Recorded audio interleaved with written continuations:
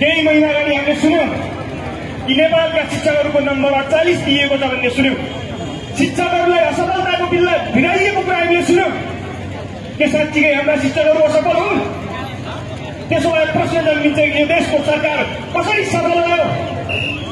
जसले चाहिँ तपाईँको चाहिँ आज यहाँ यो देशका युवाहरूलाई उच्च शिक्षा पढ्ने युवाहरू 1 लाखभन्दा बढी विद्यार्थीहरू पलायन भइरहेका छन्। यसको असफलताको जिम्मा कसले लिन्छ? यो देशका चाहिँ क्याम्पसहरू आज खण्डर बनेका छन्, त्यो असफलताको जिम्मा कसले लिन्छ?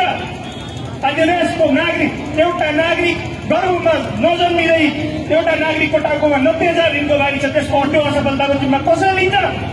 त्यसैले हामी भन्छौँ शिक्षकहरू असफल होइनन्, यो देश असफल भएको, देशको प्रणाली असफल भएको, हाम्रा शिक्षक सफल छन्, हाम्रा शिक्षकहरू सक्षम छन् भन्ने कुरा हामी यो मञ्चबाट भन्न चाहन्छौँ। त्यसो भए उनीहरूले नेपालका शिक्षकहरूमाथि लगाइने सबै आरोपहरू हामी खारिज गर्दछौँ। र अर्को कुरा, हामी शिक्षा ऐनको लागि जो आन्दोलन चलिरहेको छ यो सन्दर्भमा मैले भन्ने विषय के हो भने शिक्षा ऐन जारी हुनुपर्छ। नेपालका 4 लाख शिक्षक र कर्मचारीहरूको माग सम्बोधन हुने गरी जारी हुनुपर्छ। शिक्षक ऐन जारी हुनुपर्छ। नेपालका विद्यार्थीहरू यही देशमा सपना देख्ने गरी शिक्षक ऐन जारी हुनुपर्छ। शिक्षा ऐन जारी हुनुपर्छ। शिक्षा ऐन जारी हुनुपर्छ। शिक्षालाई निजी गरेर व्यापारीहरूको अन्त्य गर्दै सम्पूर्ण जिम्मा राज्यलाई लिने गरी शिक्षा ऐन जारी हुनुपर्छ। शिक्षा ऐन जारी हुनुपर्छ। हाम्रा शिक्षकहरू तपाईहरु हिँडिरहेदाखेरि शिर निन्द्राएर शिर उठाएर गाउँ समाजमा हिँड्ने गरी शिक्षा ऐन जारी हुनुपर्छ। वीरेन्द्र शाहलाई म हार्दिक अनुरोध गर्दछु। धन्यवाद। देशैभरिबाट आफ्नो मात्र अधिकारका लागि होइन, नेपालका लाखौं विद्यार्थीहरूको अधिकारका लागि र नेपालका सम्पूर्ण श्रमजीवी जनताका अधिकारका लागि यो संघर्षमा जुट्नुभएका सम्पूर्ण शिक्षक साथीहरू, शिक्षक महासंघका पदाधिकारीहरू र यो आन्दोलनको नेतृत्व गरिराख्नुभएका संघर्ष समितिका आदरणीय शिक्षक साथीहरू, यहाँहरू सबैमा सर्वप्रथम हाम्रो संगठन अखिल क्रान्तिकारीको तर्फबाट यहाँहरू सबैमा न्यानो अभिवादन प्रस्तुत गर्न चाहन्छु। तपाईहरु आन्दोलनमा हुनुहुन्छ। तपाईहरु शिक्षा विभागमा अनसनमा बसेको बेला हामी आन्दोलनमा एकीबद्धता गरेर आएका थियौं। फेरि आज सडकमा पनि तपाईहरुसँग एकीबद्धता गर्न आइपुगेका छौं र हामीले सुनिरहेका छौं कि आज यो सडकमा शिक्षक मात्रै आन्दोलनमा छन्। शिक्षकहरूको आवाज सुनिनु हुँदैन। मलाई लाग्छ सरकारले पनि नसुने जस्तो गइराखेको छ। म भन्न चाहन्छु यो सरकारलाई, आज शिक्षक मात्र आन्दोलनमा छन्। आवश्यक पर्यो भने यी केही लाख शिक्षकहरूसँग 70 लाख विद्यार्थीहरू पनि आइपुग्नेछन् उम्मिदका लागि। यो कुरा यो राज्यले चाहिँ राम्रोसँग सुनोस् कि शिक्षकहरू मात्र होइन, देशका जनताहरू, देशका विद्यार्थीहरू त्यति मात्र होइन, यो शिक्षक आन्दोलनमा आवश्यक पर्यो भने हामी स्कुल विद्यालयबाट क्याम्पसबाट विद्यार्थीहरू पनि सडकमा उतार्न तयार छौं। शिक्षकहरू एक्ला छैनन्। यो आन्दोलनमा हाम्रो प्रतिबद्धता छ, एकीबद्धता छ। पहिलो विषय मैले तपाईहरुको बीचमा राखेँ। दोस्रो कुरा, यहाँ भ्रम फिजाइएको छ कि शिक्षकहरूले विद्यालय बन्द गरेर आन्दोलनमा आएका छन्, पढाउन छोडेर आन्दोलनमा आएका छन्, भोलिदेखि हडताल गर्दैछन् भन्ने भ्रम फिजाइएको छ। हामीले सुनेका छौं। हामी यो कुरालाई खारेज गर्दछौं कि शिक्षकहरूले आन्दोलन आज मात्र गरेका होइनन्। यो देशमा राणा शासन फाल्दा पनि शिक्षकहरूले आन्दोलन गरेका छन्। यो देशमा पञ्चायत फाल्दा पनि, यो देशमा राजतन्त्र फाल्दा पनि शिक्षकहरूले आन्दोलन गरेका छन् र आज पनि शिक्षकहरू आन्दोलनमा छन्। यो कुनै नौलो विषय होइन। हामीले विगतमा पनि हेरेका छौं शिक्षकहरूले आन्दोलन गर्दाखेरि घर फर्किसकेपछि, विद्यालय फर्किसकेपछि 2 घण्टा पढाउने ठाउँमा 4 घण्टा पढाएको उदाहरण पनि छ। हामीलाई विश्वास छ, हामी विद्यार्थीहरूलाई विश्वास छ कि शिक्षक साथीहरू आन्दोलनबाट आफ्ना माग सम्बोधन गराएर फर्किसकेपछि तपाईहरु आवश्यक पर्यो भने 1 महिनाको ठाउँमा 2 महिना तक पढाउन तयार हुनुहुनेछ भन्ने विश्वास पनि हामीले लिएका छौं।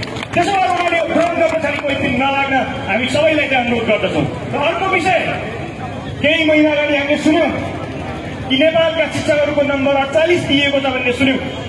शिक्षकहरूलाई असफलताको बिल्ला भिराइएको कुरा हामीले सुन्यौं। के साँच्चीकै हाम्रा शिक्षकहरू असफल हुन्?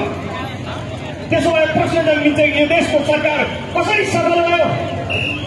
जसले चाहिँ तपाईँको चाहिँ आज यहाँ यो देशका युवाहरूलाई उच्च शिक्षा पढ्ने युवाहरू 1 लाखभन्दा बढी विद्यार्थीहरू पलायन भइरहेका छन्।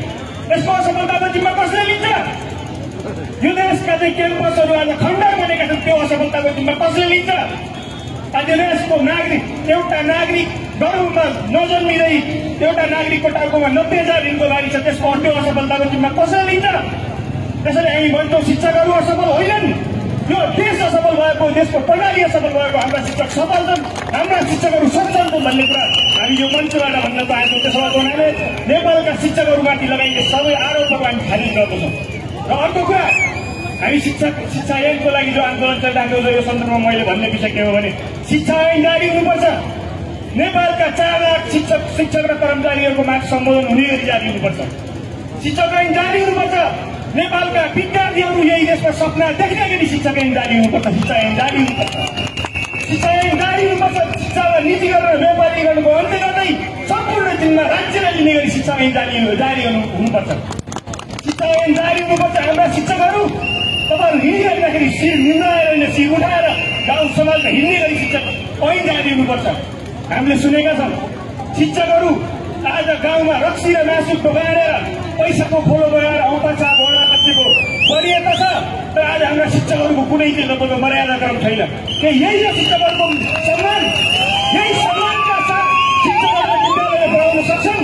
त्यो कदापि हुन सक्दैन। त्यसको हाम्रो कुरा के छ, शिक्षकलाई सम्मान सहित शिर उठाएर बासी अधिकार हाम्रो शिक्षा ऐनले दिनुपर्छ। तब मात्र शिक्षकले आफ्नो अधिकार र दायित्व पुरा गर्न सक्छन्। त्यसो भएको हुनाले हामीले भन्ने कुरा के हो भने, अन्तिममा मैले तपाईँलाई भन्ने कुरा के हो भने, जसरी यहाँ वार्ताको कुरा चलिराखेको छ, वार्ता 75 सालमा भएको होइन। म यो सरकारलाई भन्न चाहन्छु, वार्ता तपाईँको 78 सालमा भएको होइन, वार्ता 80 सालमा भएको होइन।